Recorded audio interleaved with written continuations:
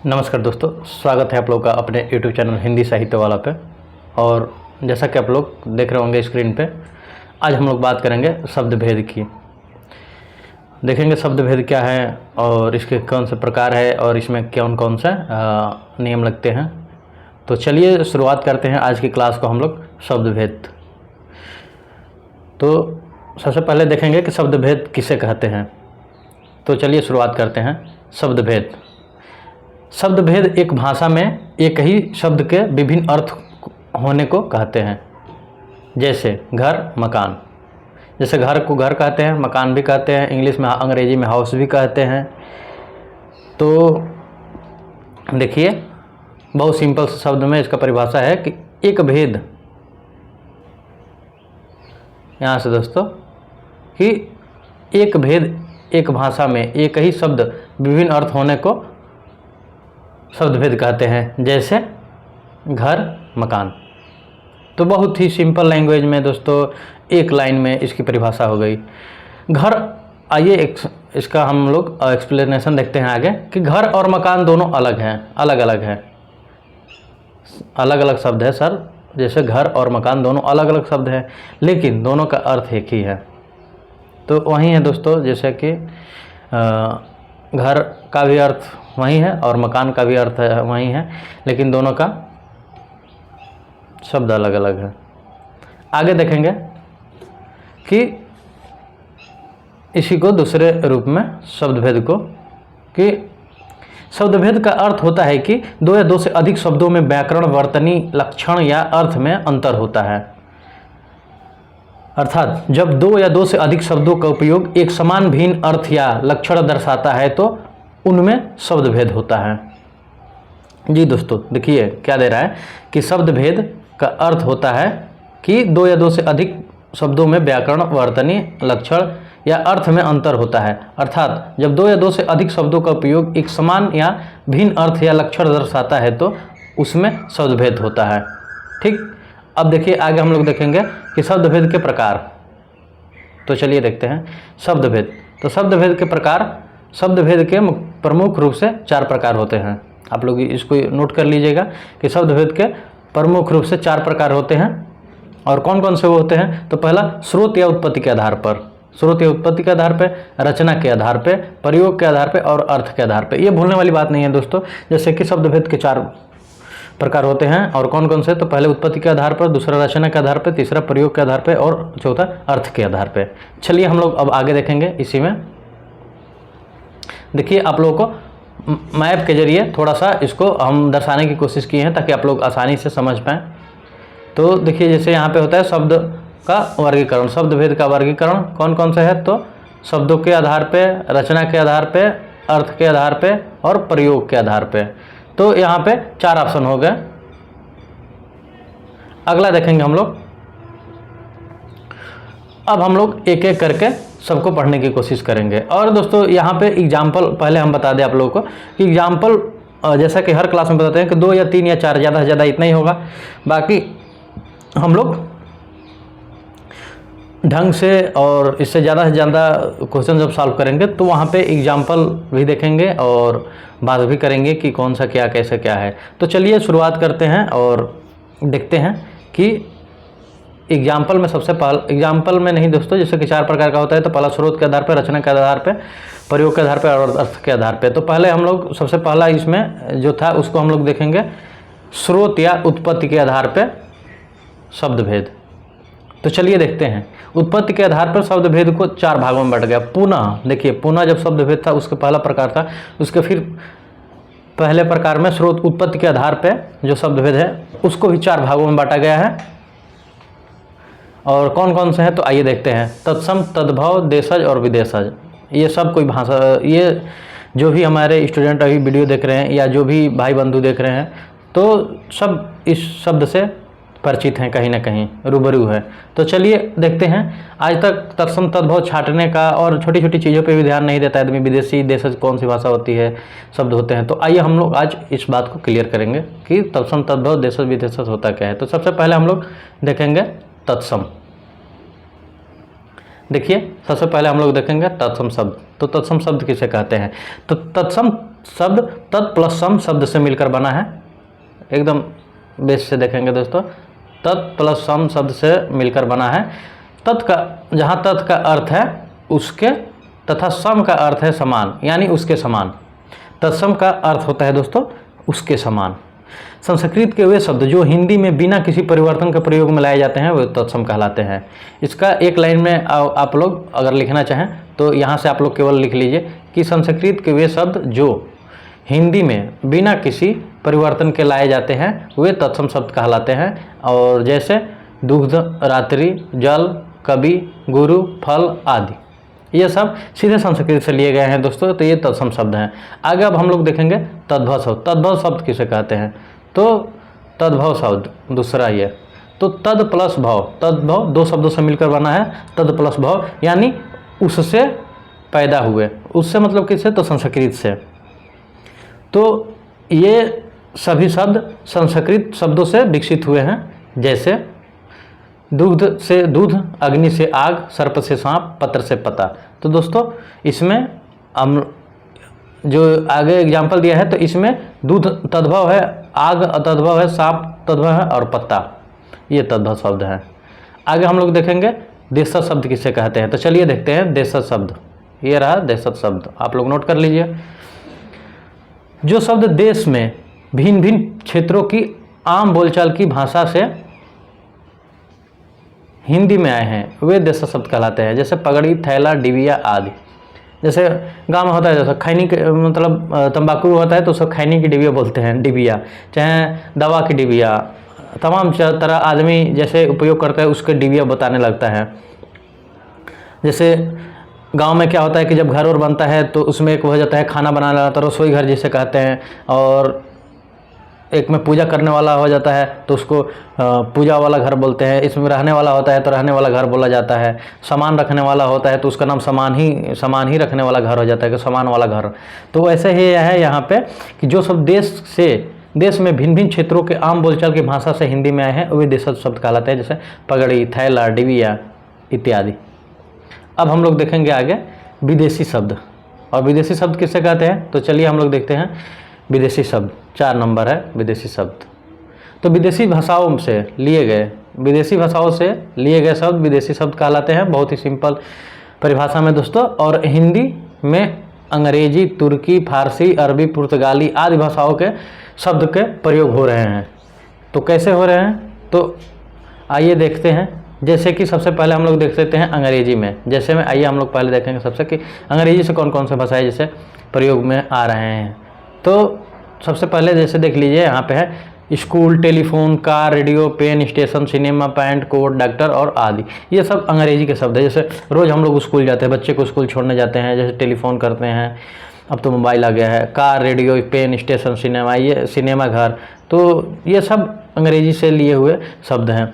अब जैसे तुर्की में ये हम लोग देख लेते हैं दूसरा वाला तुर्की। तो तुर्की में जैसे कैंची तुर्की शब्द है दोस्तों। कैंची हम लोग जो प्रयोग करते हैं कैंची तुर्की है। चाकू, तोप, कुर्ता, लाश ये सब तुर्की शब्द हैं। लेकिन यहाँ पे क्या होता है हिंदी में बोलते हैं तो सब हिंदी में बोलते हैं भाषा, लेकिन ये शब्द जो है ये सब विदेशी है। जैसे फारसी, तो फारसी में फौज, कागज़, हजार, दुकान आदि, तो ये है आपके फारसी शब्द। अब देखेंगे अरबी। तो अरबी में मौत, औरत, किताब, मकान आदि। ये औरत, आदमी, किताब, मकान ये सब फारसी शब्द है दोस्तों, वहीं से लिया गया है।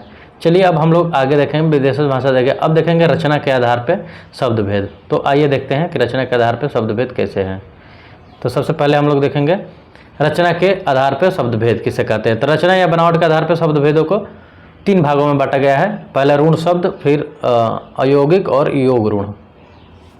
वही चीज़ दोस्तों आप लोगों को यहाँ हम मैप के जरिए दिखाने की कोशिश किए हैं। देखिए जैसे कि शब्द रचना के आधार पर शब्द भेद, तो पहला ऋण शब्द, फिर उसके बाद यौगिक और योग ऋण शब्द।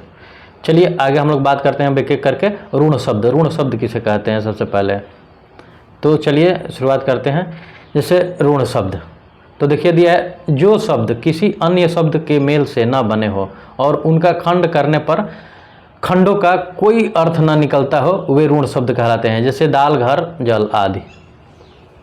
जैसे दोस्तों ऋण शब्द जो शब्द किसी अन्य शब्द के मेल से ना बने हो और उनका खंड करने पर खंडों का कोई अर्थ ना निकलता हो, वे ऋण शब्द कहलाते हैं। जैसे दाल, घर, जल आदि।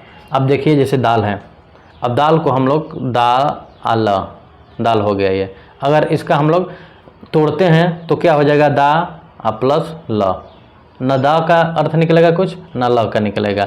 वैसे ही है जैसे कि मान लीजिए जैसे कि एक और शब्द है घर, तो घ र, अगर हम लोग इसको तोड़ते हैं तो घ प्लस र, तो न घ का कोई अर्थ है न र का यहाँ पे अर्थ निकलेगा। तो दोस्तों ये ऋण शब्द हैं। आइए अब आगे देखते हैं यौगिक शब्द। यौगिक शब्द किसे कहते हैं? तो जैसे दूसरा है यौगिक शब्द। तो योग का अर्थ होता है जुड़ना, सिंपल से जानते हैं। योग पढ़ते आ रहे हैं हम लोग बचपन से, ये 3 + 4 का योग क्या होगा, 3 धन 4 का योग बचपन से। तो योग मतलब जोड़ना होता है। तो योग का अर्थ है जोड़ना, सिंपल सी बात है। जो शब्द 2 या अधिक शब्द मेल से बने हैं उन्हें यौगिक शब्द कहते हैं। कितना आसान है बिल्कुल। इन शब्दों में एक ऋण शब्द होता है तथा इसके अतिरिक्त एक अन्य शब्द या शब्दांश होता है। ये बता रहे हैं दोस्तों कि एक ऋण शब्द होता है जिसका कोई अर्थ ना निकले और एक ऐसा रहेगा शब्द जिसका अर्थ निकलता है। तो आइए अब हम लोग देखते हैं वो शब्द कौन सा है। जैसे में दोस्तों आइए यौगिक शब्द में देख लेते हैं। जैसे में अनपढ़ सबसे पहला शब्द है। तो अनपढ़ में एक हो जाएगा अन, उपसर्ग जो है, और पढ़ शब्द है। जैसे गुणवान है तो गुण में गुण शब्द है और वान प्रत्यय है। यौगिक शब्दों की रचना उपसर्ग प्रत्यय के द्वारा होती है। तो ऐसे हम लोग यौगिक शब्द समाप्त किए। अब हम लोग देखेंगे योग ऋण। आइए कि योग ऋण किसे कहते हैं। तीसरा है रचना के आधार पर, इसका प्रकार में तीसरा। कुछ यौगिक शब्द ऐसे होते हैं जिसका अर्थ ऋण हो गया है तथा वे व्यक्ति विशेष या वस्तु विशेष के लिए प्रयोग किए जाते हैं, उन्हें योग ऋण शब्द कहा जाता है। योग ऋण से मतलब दोस्तों दिया है कि जिसका अर्थ ऋण हो गया है लेकिन वह किसी भी व्यक्ति विशेष वस्तु के लिए प्रयोग में लाया जाता है, उसे योग ऋण शब्द कहते हैं। और वो कैसे हैं दोस्तों, आइए देखते हैं। जैसे चारपाई, तो जैसे 4 + पाई यानी 4 पाँव वाली खाट। देखिए कितना अच्छा हो गया। इसका अर्थ कैसे निकला है। अतः यह शब्द योग ऋण है। जैसे पंकज, तो पंख मतलब कीचड़, अज मतलब जन्मा यानी कीचड़ में जन्मा, तो हो गया आपका ये योग ऋण शब्द। अतः योग ऋण शब्द है पंकज। अब हम लोग आगे देखेंगे। अरे जो भाई का नाम पंकज होगा वो गुस्सा नहीं करेगा कि कीचड़ में जन्मा, यहाँ भैया इसका अर्थ है। बाकी पंकज नाम के लोग तो पता नहीं क्या से क्या कर गए। जैसे पंकज त्रिपाठी हैं अपने कलिंग भैया मिर्ज़ापुर में। तो तमाम ऐसे नाम हैं जो अच्छे पोस्ट पे नाम से चले गए हैं। नाम के अर्थ में कुछ नहीं रखा है, नाम के कर्म में रखा है दोस्तों, और नाम के कर्म ही हम लोग को ऊपर या नीचे लेके जाते हैं। चलिए आगे देखते हैं। अब तीसरा हम लोग देखेंगे शब्दभेद प्रयोग के आधार पे जो शब्दभेद हैं। तो चलिए 3 नंबर ये देखेंगे, देख लीजिए शब्दभेद प्रयोग के आधार पे। तो आइए देखते हैं कि क्या है। तो सबसे पहले जब हम अपने विचार बोलकर या लिखकर प्रकट करते हैं तो शब्दों को कभी कभी ज्यों का त्यों प्रयोग करते हैं। जैसे जब हम अपने विचार बोलकर या लिखकर प्रकट करते हैं तो शब्दों का कभी कभी ज्यों का त्यों प्रयोग करते हैं, कभी कभी कुछ बदलकर कुछ शब्द लिंग काल तथा वचन से प्रभावित होते हैं। तो कुछ इन्हीं कुछ नहीं, इसी आधार पर शब्दों के 2 भेद होते हैं। आइए फिर से इसको देखते हैं। जैसे जब हम अपने विचार बोलकर या लिखकर प्रकट करते हैं तो शब्दों को कभी कभी ज्यों का त्यों प्रयोग करते हैं, कभी कभी कुछ बदलकर कुछ शब्द लिंग काल तथा वचन से प्रभावित होते हैं। काले नहीं होगा दोस्तों यहाँ पे, ये जो है यहाँ पे काल होगा, यहाँ पे मिस प्रिंट हो गया, आप लोग सही कर लीजिएगा। ये काल तथा वचन से प्रभावित होते हैं तो कुछ नहीं, इसी आधार पर शब्दों के 2 भेद होते हैं। और कौन कौन से हैं, तो विकारी शब्द और अविकारी शब्द। प्रयोग के आधार पर भी अब 2 भेद हैं दोस्तों, जिसमें विकारी है और अविकारी है। तो आइए देखते हैं कि विकारी क्या शब्द होता है और अविकारी क्या होता है। तो पहले हम लोग देखेंगे विकारी शब्द। विकारी शब्द लिंग वचन कारक काल पुरुष के आधार पर जिन शब्दों का रूप बदल जाता है या जिनमें विकार आ जाता है उन्हें विकारी शब्द कहते हैं। बहुत ही सिंपल इसका परिभाषा है दोस्तों कि लिंग वचन कारक काल पुरुष के आधार पर जिन शब्दों का रूप बदल जाता है या जिनमें विकार आ जाता है उन्हें विकारी शब्द कहते हैं। और जैसे में लड़की खेलती है, लड़कियाँ खेलती है, ये एग्जाम्पल हो गए दोस्तों। अब आइए देखते हैं इसको कि ऊपर दिए गए वाक्यों में लड़की का रूप बदलकर क्रमशः लड़कियां हो गया है, अतः यह विकारी शब्द है। समझ गए आप लोग। चलिए हम लोग आगे देखते हैं अब अविकारी शब्द किसे कहते हैं। तो अविकारी शब्द लिंग, वचन, पुरुष, कारक आदि के आधार पर जिन शब्दों के रूप नहीं बदलते हैं, यानी जिनमें कोई परिवर्तन नहीं आता है, उन्हें अविकारी शब्द कहते हैं। क्रिया विशेषण, समुच्चय बोधक, विस्मयादि बोधक तथा संबोधक, संबंध बोधक अभिकारी शब्द होते हैं। तो आइए हम लोग देखते हैं क्रिया विशेषण, समुच्चय बोधक, विस्मयादि बोधक तथा संबोध बोधक अभिकारी शब्द कौन कौन से हैं। तो जैसे आइए हम लोग एग्जाम्पल देख लेते हैं। जैसे क्रिया विशेषण में ऊपर, वहाँ, कल, तेज आदि आ जाएगा एग्जाम्पल में। समुच्चय बोधक में और, तथा, इसलिए, की आदि ये आ जाएगा। विस्मयादि बोधक में ओह, हाय, शबाश आदि ये शब्द आ जाएंगे। और संबोधक के नीचे, के बिना ये आ जाएंगे। तो ये रहे दोस्तों कुछ एग्जाम्पल अभिकारी शब्द के। अब हम लोग देखेंगे आगे 4 नंबर अर्थ के आधार पे शब्द भेद। तो चलिए देखते हैं अर्थ के आधार पे शब्द भेद में क्या है। तो सबसे पहले हम लोग देखेंगे कि अर्थभेद के आधार पर शब्द भेद के कितने भेद होते हैं। तो यहाँ भी अर्थ की विविधता के आधार पर शब्दों के 6 भेद हैं। कहीं 4 माने जाते हैं, कहीं 5 माने जाते हैं। तो आप लोग कहीं कहीं 4 दिया होगा तो उससे घबराने की ज़रूरत नहीं है। अगर यहाँ 6 दिया गया है तो क्यों दिए गए हैं और 2 नए कौन से जुड़े हैं, इस पर बहुत विशेष रखने की ध्यान है। जो पुराना है वो तो सारी किताबों में होगा, जो नया है, जो अपडेट चीज़ है, तो उस चीज़ को हम लोग को देखना चाहिए, एक्सेप्ट करना चाहिए। ये नहीं कह रहे ये गलत पढ़ा रहे हैं, ऐसा कुछ नहीं है। आप लोग उस पर सर्च तो कीजिए, हो सकता है कुछ चीज़ें नहीं आई हो। यहीं पेपर में 200 यहीं से 2 से 4 क्वेश्चन बने, जिस पे 80% लड़के तो 4 ही पढ़ रहे हैं। मान लीजिए 6 आया है तो क्या नया है, इस पर हम लोग को विशेष ध्यान देने की जरूरत होती है। तो आइए हम लोग देखते हैं। पहला है एकार्थी शब्द, अनेकार्थी शब्द, पर्यायवाची शब्द, विलोम शब्द, श्रुति सम विभिन्नार्थक शब्द और अनेक शब्दों के लिए एक शब्द। तो आइए अब हम लोग देखते हैं कि इसको एक एक करके, जैसे एकार्थी शब्द, अनेकार्थी शब्द करके देखेंगे। तो सबसे पहले देखेंगे एकार्थी शब्द।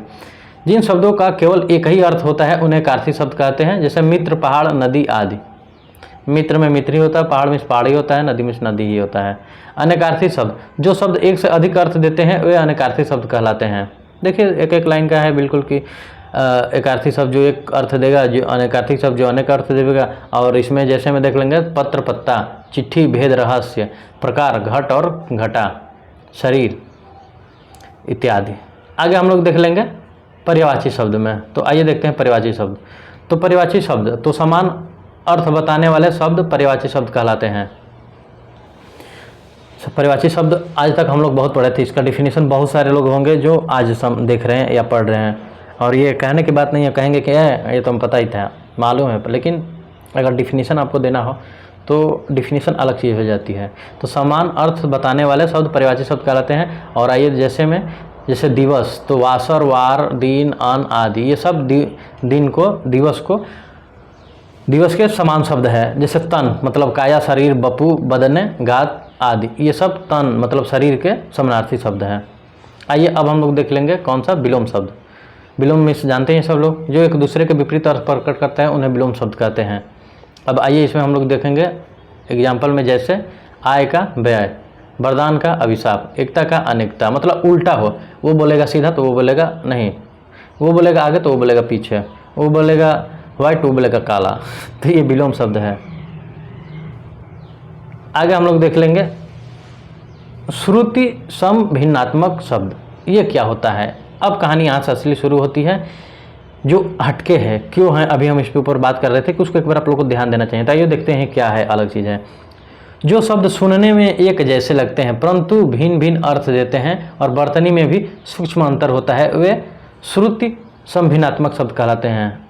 एक बार और, जो शब्द सुनने में एक जैसे लगते हैं परंतु भिन्न अर्थ देते हैं और वर्तनी में भी सूक्ष्म अंतर होता है, वे श्रुति समभिन्नात्मक शब्द कहलाते हैं। और एग्जाम्पल देख लेंगे, जैसे अवधि, समय, सीमा और अवधि भाषा का नाम।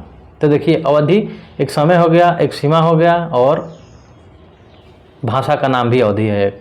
ऐसे ही है जैसे अन्न, अनाज, अन्य, दूसरा का अर्थ एक ये भी होता है कि दूसरा कोई, एक होता है अन्य कोई। तो लगभग समानार्थ ऐसे सुनने में, तो श्रुति समानार्थी शब्द इसी को कहते हैं। आगे देख लेते हैं अनेक शब्दों के लिए एक शब्द।